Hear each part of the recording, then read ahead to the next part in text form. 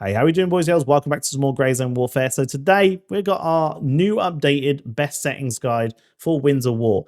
And this one's took me a hell of a long time to do in terms of benchmarking. It actually stopped me from doing a lot more videos because I had to really test everything and benchmark everything a lot of times, especially when they released the final version. It actually came out released better, and then some improvements. Also, some actual graphic settings changed midway through. So I had to do a lot of testing. In terms of how I tested it to make it a fair test, we explain it here. We put everything to low. We turn frame gen off.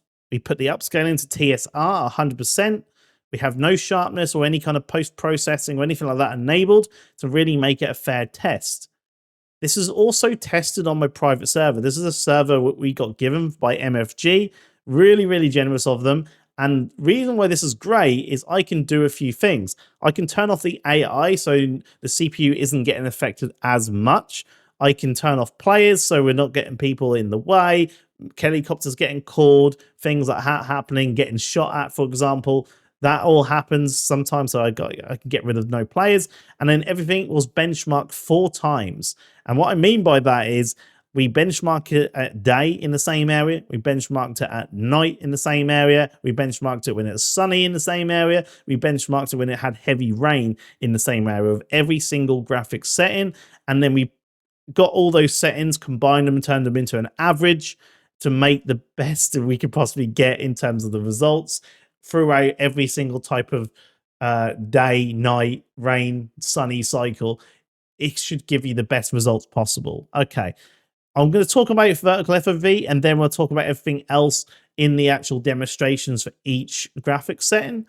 But what I have done is I highlighted everything in bold for the people who don't really want to watch the whole entire video, and they just want to know what my settings are. Everything in bold for each setting is my setting I've decided to go with. I will also update this setting if I change something down the line. So make sure you save this document. I will pin it in the pinned comment down below. If I do change something, I will then rebold the one I've changed to, just so you're aware. Now, vertical FOV, this has actually changed since 0.1 and 2. It no longer really uses up too much VRAM. It did use up quite a bit of VRAM back in 0.1 and 2, and actually caused me to have some crashes. Now, doesn't use up that much VRAM. Really, really good. Also, for some reason, I get more FPS on max than I do on low. Really, really odd. And I did test this multiple times in different areas, and I always got the same result where max gave me better FPS. So for me, I've gone with max because it gives me more of the screen to see. A good chance then to spotting more players as a PvP player. And also, I like the fact that it's less visual recoil when you have a higher FOV. There's some pros and cons. A lower FOV means it's a little bit more zoomed in so people can see further ranges, but there's also the negative that you may not see people to the left or right of you because some of that screen may be cut off. Really, really is personal preference. A lot of people have different opinions on this one, and there really is no right or wrong way on what you choose. It's going to be really down to you.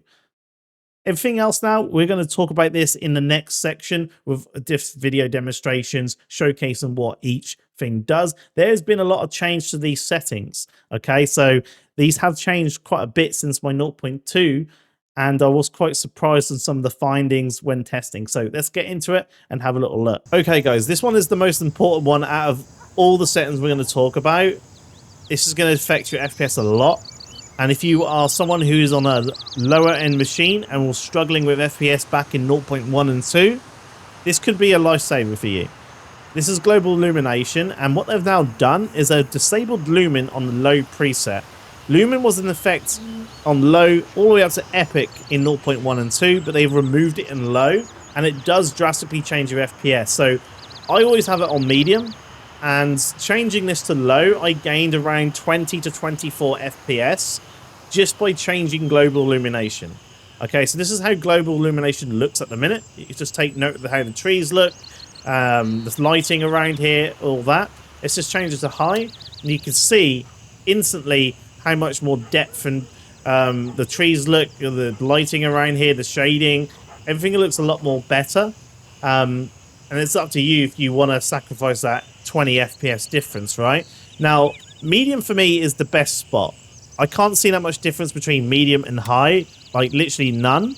There is a change in FPS though. I lose another 3 FPS going to high, and also latency gets affected by it too. I go up in latency, so I keep it at medium. Now, if you want to go and make the game look amazing, even better, you can go to epic, and you can see here. Do you see the change in the trees? Like very bright. Everything is kind of more just bright, and the lighting doesn't change everywhere. But if I change this to epic, you can see it adds even more shading to the trees, and the lighting is getting affected all through the tree and through all the bushes. And so that is for you, if you want the best looking lighting in the game, having global illumination on epic is definitely the way forward. For me, I think having it on medium is the best if you want performance / having the game still look pretty good. And that is what I'm going to be running it on, is medium. Okay, so shadows. I like to have it on medium. That is my favorite setting so far. It seems to be the best in terms of performance. The difference between low and medium for me is non-existent, but putting these shadows to low gets completely rid of them. So that's kind of getting rid of a bit of the immersion of the game, making the game look less appealing. So for me, I don't see that much of a difference. Just low, I have 104 FPS. Medium, I had 103 FPS. So I lose 1 FPS, but I gain some actual shadows in the game. Now, the difference between medium and high, you can see the difference. So here we are, and then we put it to high. You can see they're a little bit more defined in the shadows. And then epic, there's really no difference really between epic and high. I can't see that much of a difference. But the drop between medium to high in terms of FPS, medium I had 103, high I went down to 95 FPS. So I actually lose 8 frames just for that looking basically like that.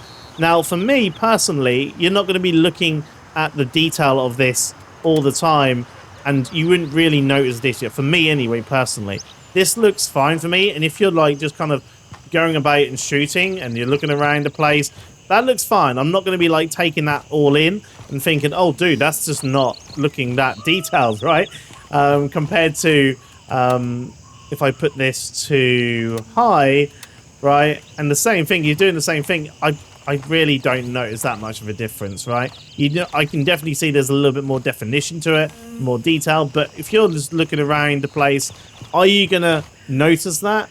For the sake of 8 FPS for me, on the average, no, I'm alright. So for me, medium is the best for that, and that's what I'm going to have mine at. Okay, so object quality. This one had no negative effect on performance. Also didn't have any effect on my VRAM. I thought maybe it's something to do with VRAM. I was trying to find some example for ages. I think I spent nearly an hour. I even contacted devs to find out, you know, what it exactly does. And they said it's to do with really small stuff, like disabling basically unimported animations by distance, e.g. cloth or flags. I still couldn't get an example of that. And I was trying to like look at a flag at the top here. And what I did notice is something that like certain buildings have certain details added to them. And it affects that. That is all it seems to do. And I'll show you here, because if you just look at this building, it looks fine, right? This is on low. If you put it to medium, it adds like some more detail on the wall, like this kind of like detail here. That's the only difference. But because there's no difference between low and epic, I would 100% just put this to epic. And that way you won't have any pop-ins if you're going for a certain place. Maybe you won't get any pop-ins that way. It doesn't seem to really do that much of an effect. I've even tried this in Tiger Bay. Like I said, I am on a custom server. I can just press K and, you know, go and travel wherever I want to travel. And I did travel to places like Tiger Bay. I benchmarked it with me going through one side all the way across the other side with object quality on low, then object quality on epic. And I literally had the same average FPS bar a few differences, like one or two back and forth, depending on how I traveled, through that area. But it really wasn't that much of a difference. So for me, I would put this on to Epic and just leave it at that. Okay, guys, so when it comes to texture resolution, this one really doesn't affect FPS too much. From low to high is a 4 FPS difference, and it's really based off your VRAM. So I had to retest this one because they done a hotfix recently where they're allowing low now to actually go to medium. If you had 8 gigs of VRAM on your graphic card, you couldn't go above low. You can now do that, and you can go to medium. They've recently fixed that. Also, they fixed how low looks a bit, because when I tested this before the fix, if I had this on low, trees like this would look blotchy. Like, it looks really pixelated and horrible, especially the trees also in the background. The ground looks a bit worse. Like, it just really affected the textures of a lot of things. And especially when you're, like, moving away from textures, they would get really, horrible looking. As it's changed now, it's no longer the thing. Even on low, it doesn't look too bad. And it's really just going to be based off your texture resolution. Like, I noticed that the textures just look a little bit more crisp. Bushes look more crisp. Trees, things like that, right?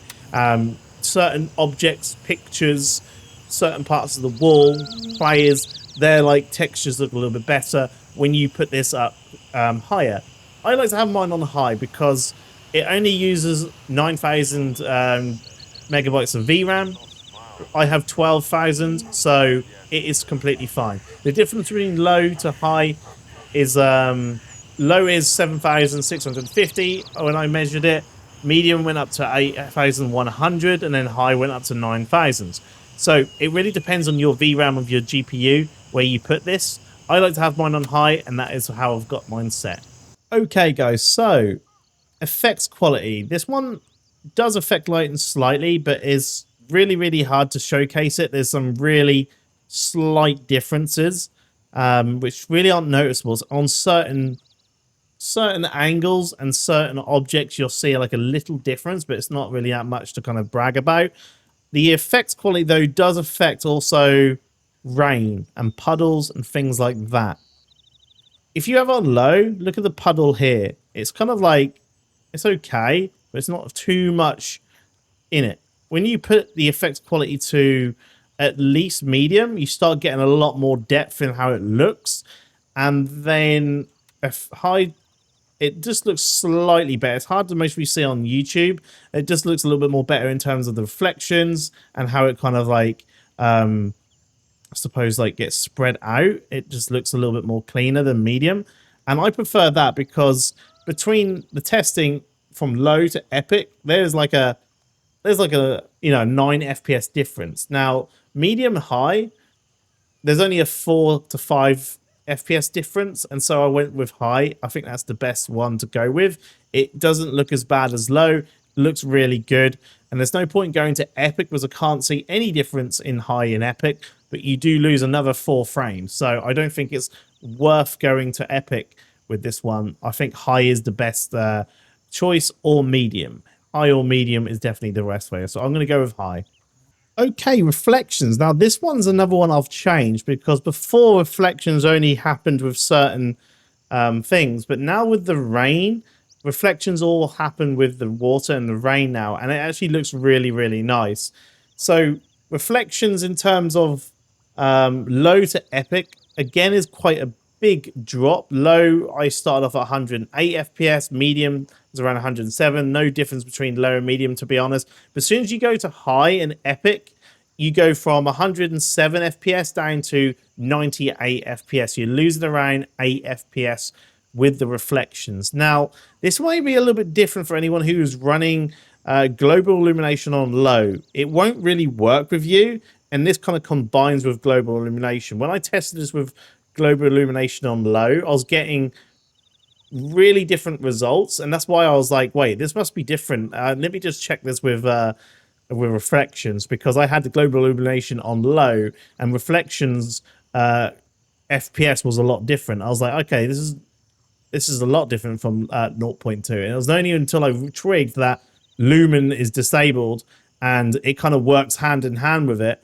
I put global illumination to medium, then I started seeing these differences. So yeah, you just want to take note. If you're running this on low, global illumination on low, you won't really see that much of a difference, and you might as well just put reflections to low or medium.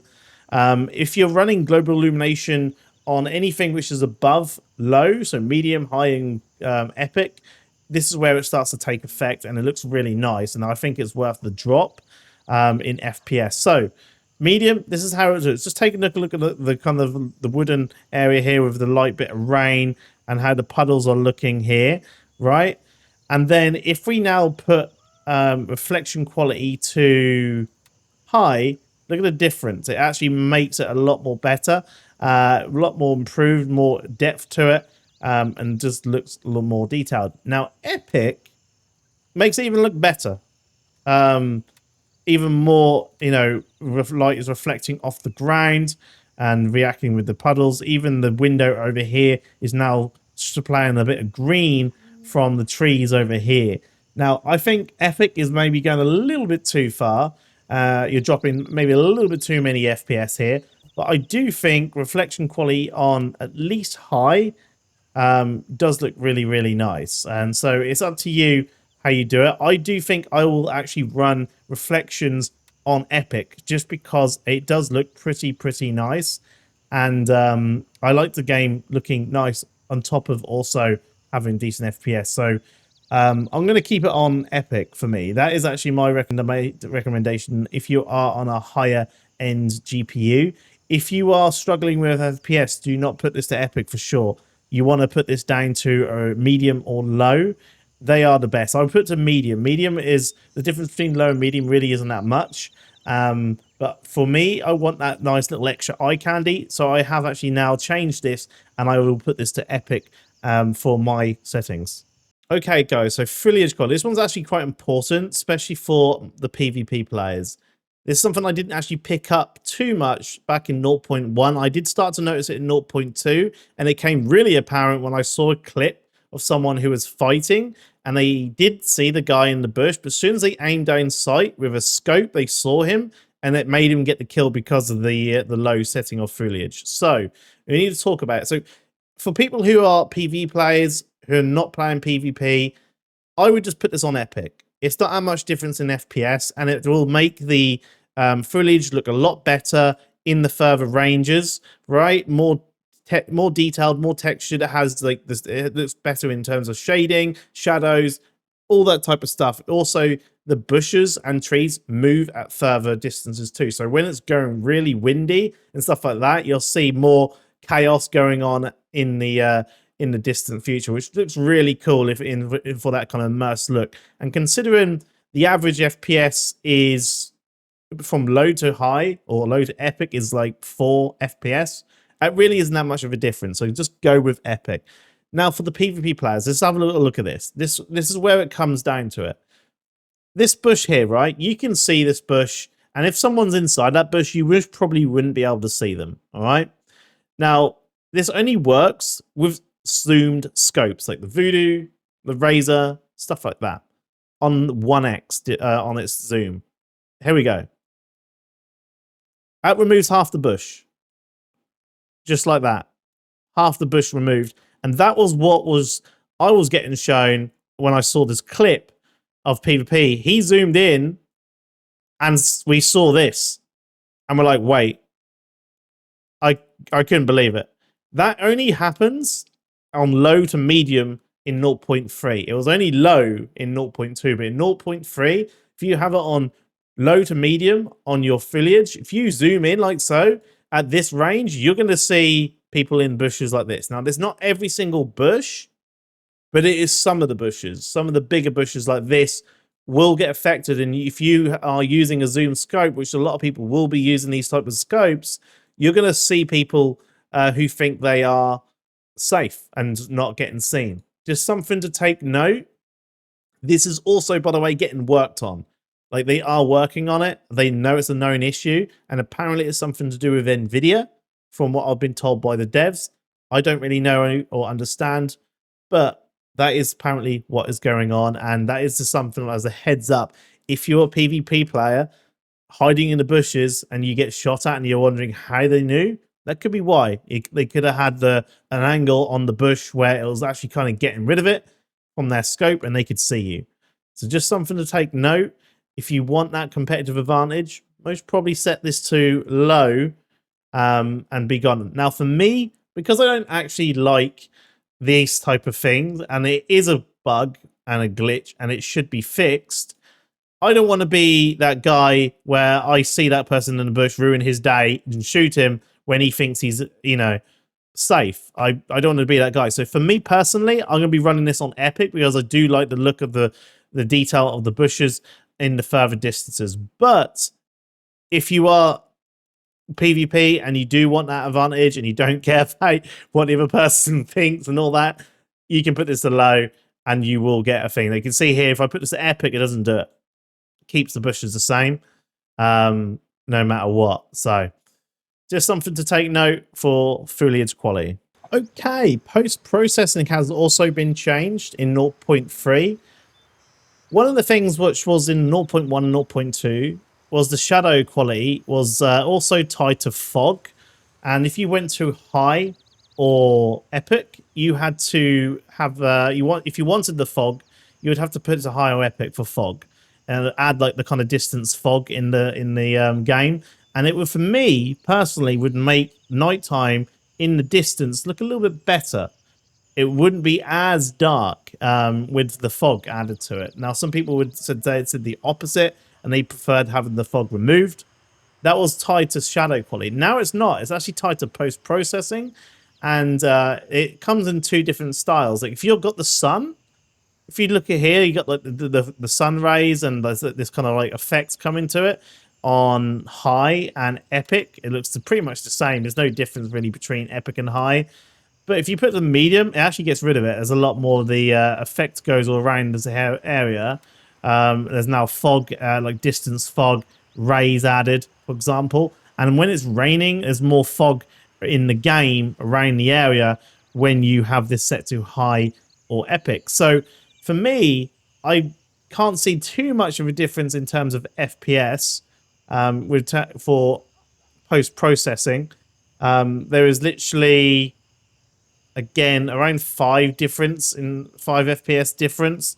And so for me, I personally think high is the way forward for me. If you want to get rid of the VigNeck though, because for some reason they have like a little kind of like VigNeck kind of darkness around it. That was one of the reasons I used to have it on low in 0.1 and 2. Obviously, you just put it back to low, but you do then miss out on the distance fog and some of the sun rays. And for the fact that you're only losing around 4 FPS, I do think it's worth it if you want that kind of extra immersion and let's make the game look a little bit nicer. It doesn't really, for me, affect anything in terms of PvP, and so I'm having it on and set to high.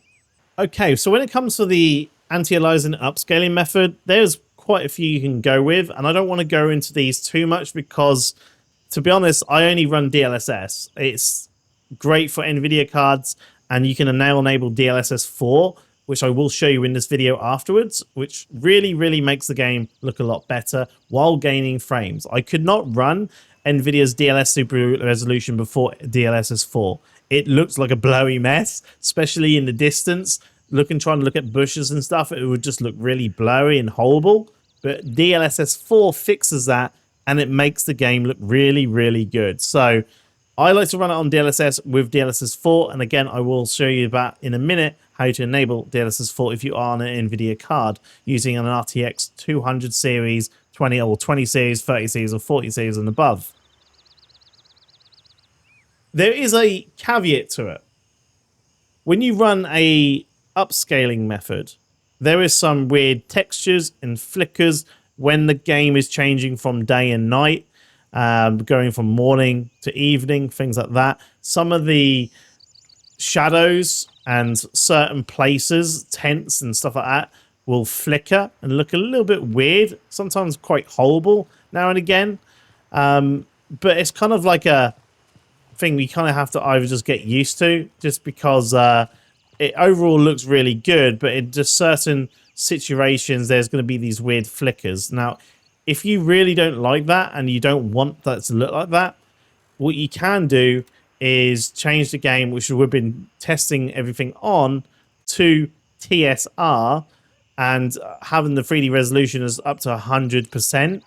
Will get rid of all those annoying flickers as much as possible. There's still going to be some, but it seems to come into effect when you're downscaling the resolution. But having it at 100 resolution does seem to get rid of those issues. You could most probably also set this to, if you're running DLSS, set this to, where we got it, DLAA. And again, that actually gets rid of the texture issues too. It doesn't seem to be too bad on that end, but TSR does actually look better in terms of the weird textures. I'm still looking at it now, even with DLAA. There's some weird kind of like flashing with the textures in the tent there. But with the TSS or TSR, sorry, it's not as bad. There is some, but it really isn't as bad. And you can't see some of the weird kind of visual ghosting you get with the lighting when it's going between day and night. So if you really can't stand that on those certain times of the day when it happens, I've kind of just learned to ignore it, and I don't notice it too much, to be honest. But sometimes I notice it and I'm like, oh dude, I really wish they fixed that with DLSS 4. Maybe that will get fixed if they implemented it as a into the game instead of us forcing it out of game. But it does seem to be just something to do with the upscaling. So maybe it's something they can improve and fix at time. But that is how you would get rid of it, is running TSR. I, for example, like to run DLSS with the set input to quality. And that is the best for me.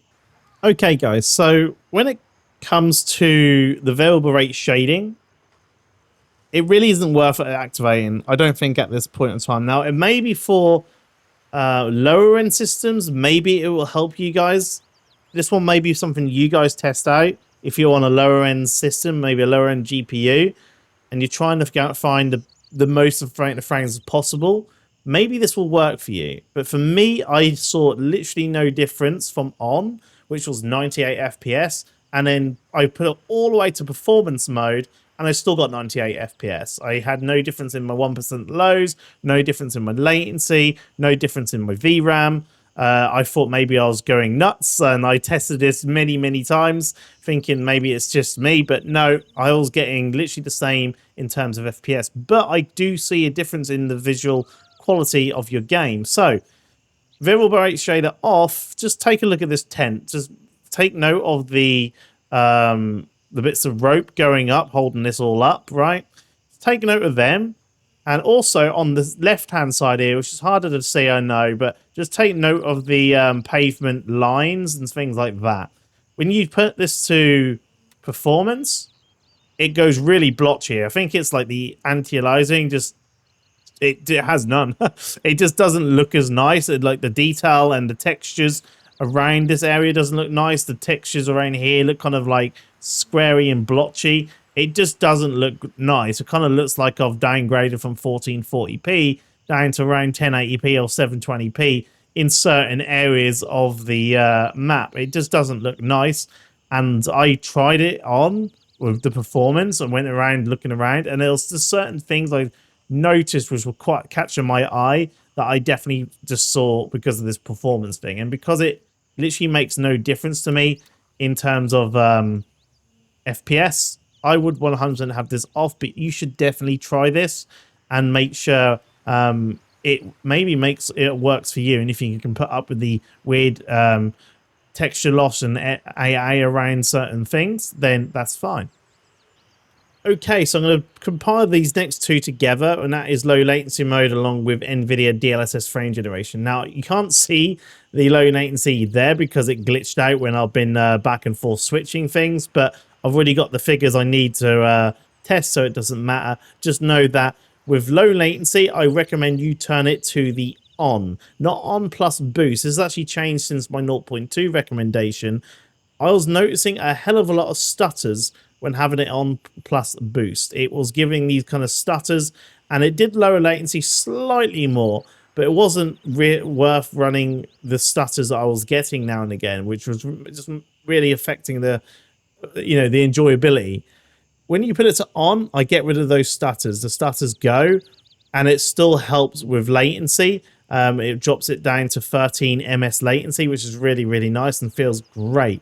Now, if you add FrameGen to the count, FrameGen with low latency on, okay, when I have FrameGen off, I was getting around, I think it was around 99 FPS. When I turned it on with FrameGen, I was getting 156 FPS, nearly making an extra 57 FPS added to that, which means I meet my monitor's refresh rate in certain situations, which is really, really nice. Now, with low latency on, the difference between latency with it having FrameGen off, which was 23, to FrameGen on, which is 31, really isn't that much of a difference. You're not going to feel that heavily, and I think that is due to the newer updates with FrameGen always getting updated, and with the DLSS 4 FrameGen, it feels a hell of a lot better, and latency really isn't as noticeable as it used to be. And so if you can enable Nvidia FrameGen, I would 100% be turning that on if you want higher frames or to meet the refresh rate of your monitor. Now, if you're running a 60 hertz monitor, for example, or you're hitting your refresh rate, or you don't like the feel of FrameGen, some people feel latency more than others, then turn it off.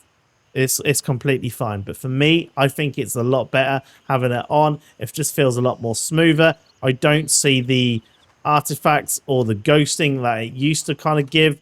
And overall, it just makes my experience feel great. I feel a lot more smoother. It feels really, really nice. And so for me, FrameGen on, Nvidia's FrameGen on with low latency is a must. Now, let's just get through some control panel stuff, some settings out of the game, which are important, especially if you're on an Nvidia 40 series or above and you can't enable Nvidia FrameGen. Let's first look at that and why you can't, and then we'll go over how to enable DLSS 4 and some important things you may need to have enabled in your control panel. Okay, again, lastly, before we exit the game, this is something I wanted to mention. You do want to make sure that once you set everything you want to set here, you then put your shader compilation and reset it. So it just acquires all those shaders, recompiles them, and it should just make sure everything runs nice and smooth. So make sure you click this shader compilation reset before you exit, and then when you start the game up, it will recompile your shaders. Okay, so these are the things I've checked in my settings which can help with your Gray Zone Warfare. One, enabling Nvidia's FrameGen if you are on the 40 series or above and you can't see it in your menu. You do need to do this. So firstly, go onto your start, go over to your settings, click the little clog, go up to gaming on the left hand side here, go over to game mode. One thing you can check is game mode on. If you haven't optimized your PC too much, or you have quite a few things running in the background and you don't know how to disable them, or you're not really too fussed about it, game mode can be quite handy, because if you put that on, it will disable some things in the background and help free up resources for your game just by having this on. So maybe put this on, it might be able to help you out. Going over then to graphics, you then have optimization for Windows games. I have this on. And then you want to go to advanced graphics settings. And this is the bit we need to have on: hardware accelerated GPU scheduling. Having this off will mean that the Nvidia FrameGen option will not appear in Gray Zone Warfare. You want to make sure this is on. You want to then restart your machine. You have to restart your machine for this to take effect. And then once you've restarted, log back into Gray Zone and you should see the Nvidia FrameGen appear again if you're on a 40 series graphic card or above. If you're on a 30 series or 20 series, it will not show at all. Okay, so DLSS 4. I had this enabled in Gray Zone Warfare and it changed my game completely in a really positive way. I hope they do implement DLSS 4 like properly into Gray Zone Warfare, but you can enable it through this way and it will make it so your game looks a lot more sharp. It doesn't look blurry when you're moving about, which is one of the biggest criticisms I had with Nvidia DLSS with Gray Zone Warfare, to the point I didn't run DLSS. I ran DLAA, which is 100% resolution and better anti-aliasing, and I took the frame drop because I just hated the way Grey Zone looked with DLSS. It just looks so blurry. But with DLSS 4, it looks a lot better, and I actually now run this on DLSS quality just because of that reason. It looks really frigging good. And so how do we enable it?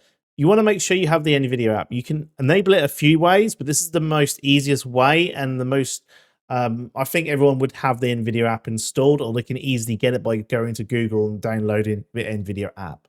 So how do you open up the Nvidia app?